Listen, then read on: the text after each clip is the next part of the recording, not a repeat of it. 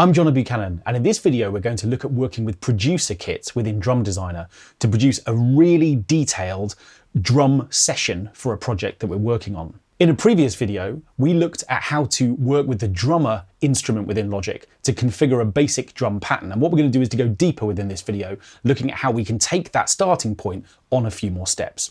So let's just firstly have a listen to the track that we're working on, and then to begin to see how we can work with producer kits.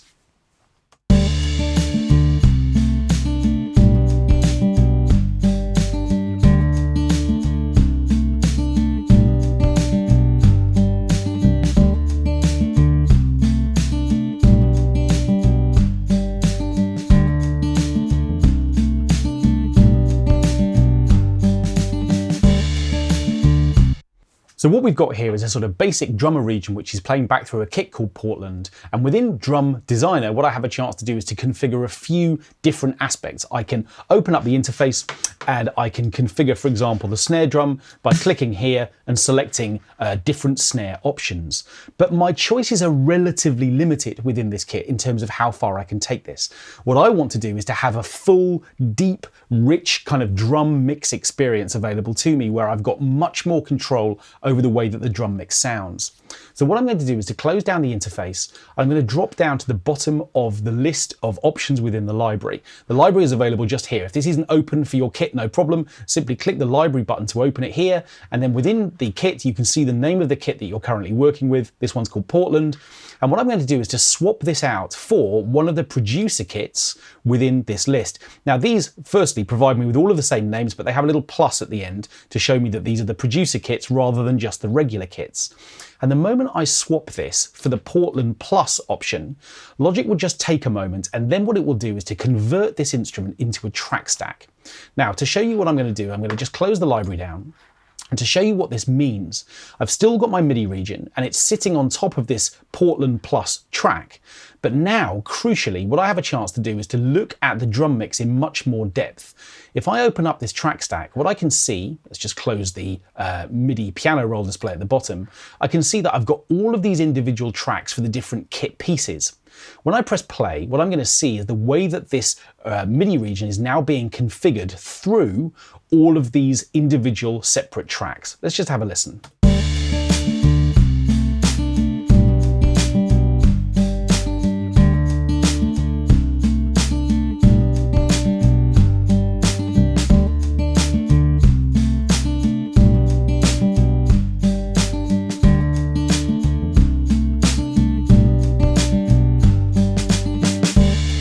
Okay, now to understand this in more depth, let's open up the mixer and actually see exactly what's happening.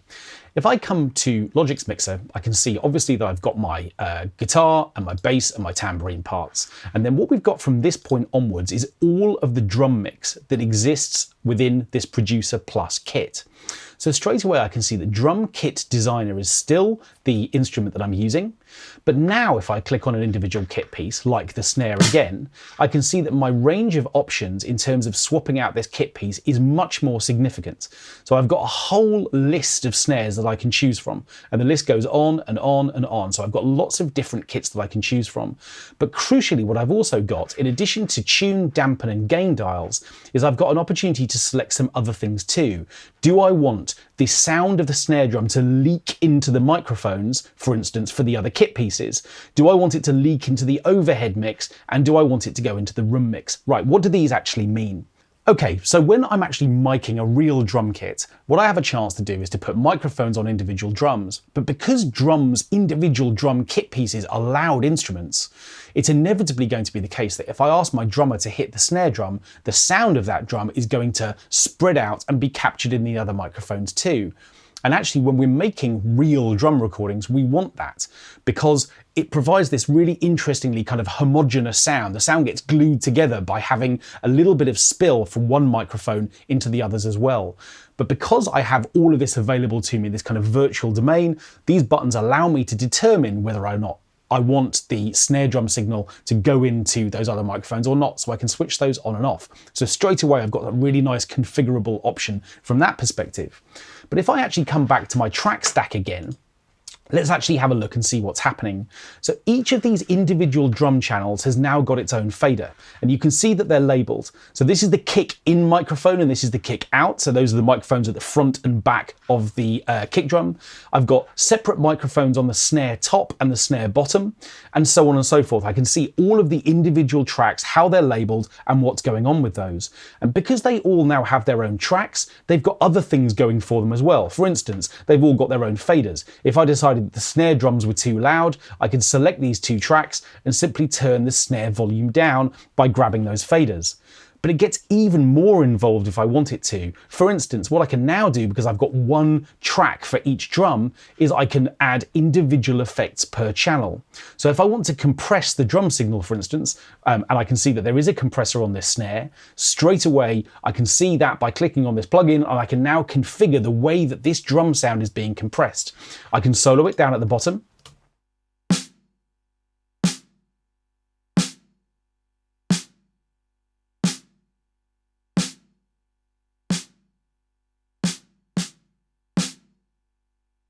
And what I've chosen to do there is to slightly increase the amount of compression on this sound. Let's put it back into the mix and just hear how it's sounding now with the other kit pieces.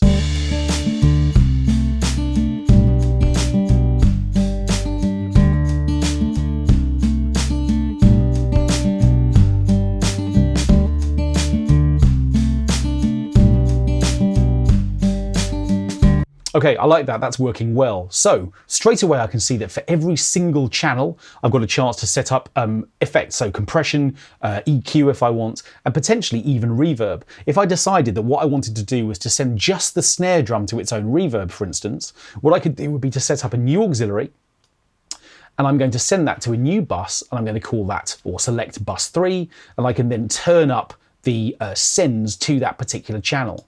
The new bus that's just been created is over here.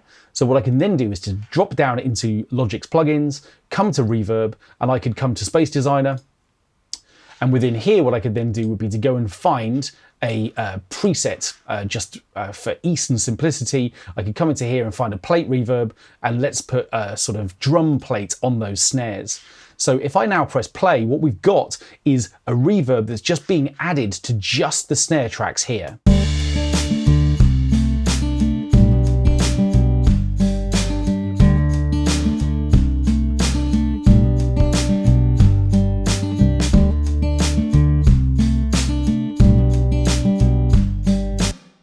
And you can hear that snare through that reverb working really nicely. Now, because we've set up that auxiliary bus, that additional reverb, of course, it's available to other kit pieces as well. If I decided I wanted to put the hats through that separate reverb, then of course I could just find the hat channel and send that to bus number 3 as well. So straight away, what we've got is individual control of kit pieces, but we've also got the opportunity to add effects to the whole of the drum mix. Remember, all of these individual channels are being routed to an auxiliary group, which is this producer kit. So over here on the left-hand side, where I can find the name Portland Plus, which is the name of my producer kit that I've selected, any effects that I put on this channel will be affecting every single thing within the mix, because all of the sounds are being routed to this point. So they're therefore all passing through this EQ and all passing through this separate compressor. So straight away, if I wanted to adjust the tonal balance of the mix, I'd be able to do that. If I decided that everything was just a little bit too shiny, I could come to the top end and roll out a little bit of the top end of the mix. And this is now going to affect the entire drum mix.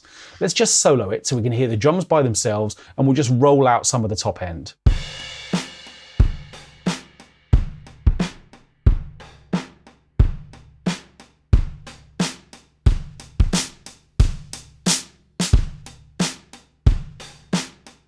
So you can hear that that EQ change is changing the entire drum mix, because all of the sounds are passing through this kind of master EQ, which is sitting on this channel.